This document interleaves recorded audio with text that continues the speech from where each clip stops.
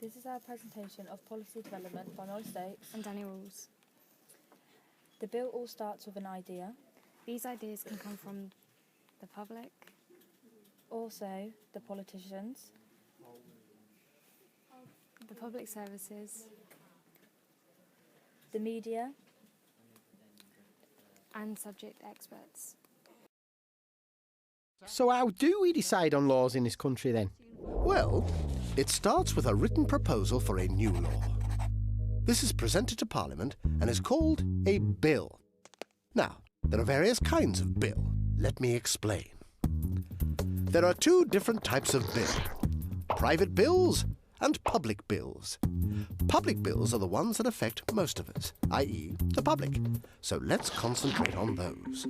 Public bills come in two types: government bills, which are introduced and sponsored by the government, and private members' bills that are introduced and sponsored by... That'd be private members? Yes, individual MPs and peers. These private members' bills don't always make it into laws. Often there isn't enough support from other MPs to get very far in the process. They also take second place to the government bills in Parliament's busy schedule, and sometimes get squeezed out. Government bills, on the other hand, have the support of the government. They normally succeed in getting through Parliament because the government has a majority in the House of Commons. You mean it has the most MPs on its side? Exactly. So when there's a vote on the bill, it's much easier for them to win the vote.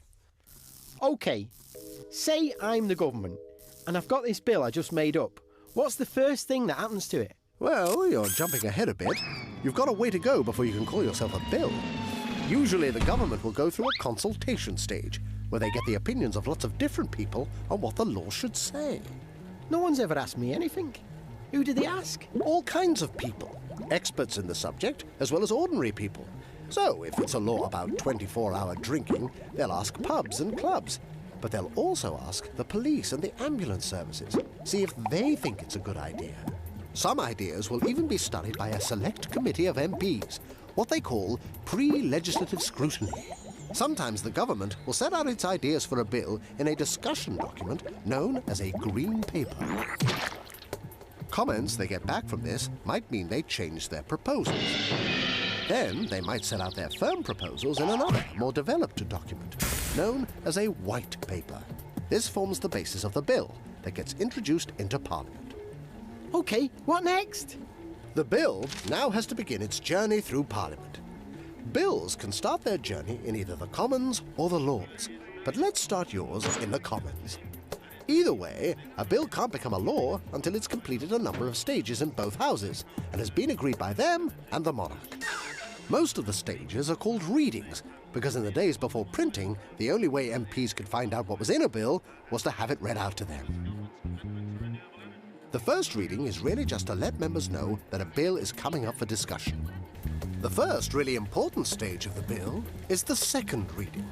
The minister piloting the bill through Parliament will explain its purpose and answer any questions. There'll then be time for debate, followed by a vote on whether the bill should pass to the next stage. Which is? The committee stage in the Commons. A separate committee of MPs, not actually birds, is formed for each bill. This Public Bill Committee goes off into a huddle in one of the many committee rooms and really goes through the bill in detail. Then it comes back to the House so MPs can see what changes the committee has made. This is called the report stage. The third reading gives the House of Commons the chance to look at the bill with all the amendments included and decide whether it should progress any further by voting on it. A clerk will then take the bill to the House of Lords so they can study and debate it too. In the Lords, the bill goes through first and second readings, just as in the Commons, but then the committee stage is a bit different. The Lords take the time to go through the bill in great detail, line by line. Rather than just a small group of them doing this, the Lords work together, with everyone taking part and suggesting improvements.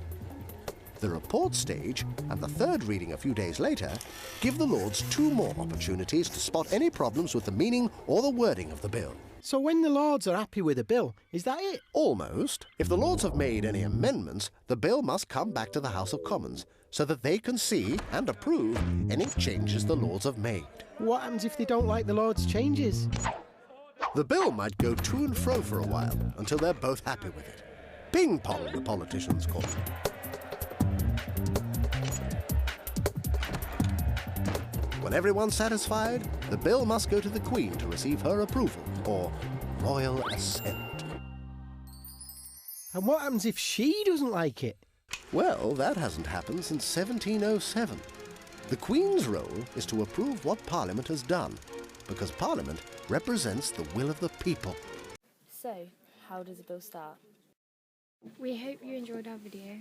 And hope you learn about policy development. By Danny. And Molly.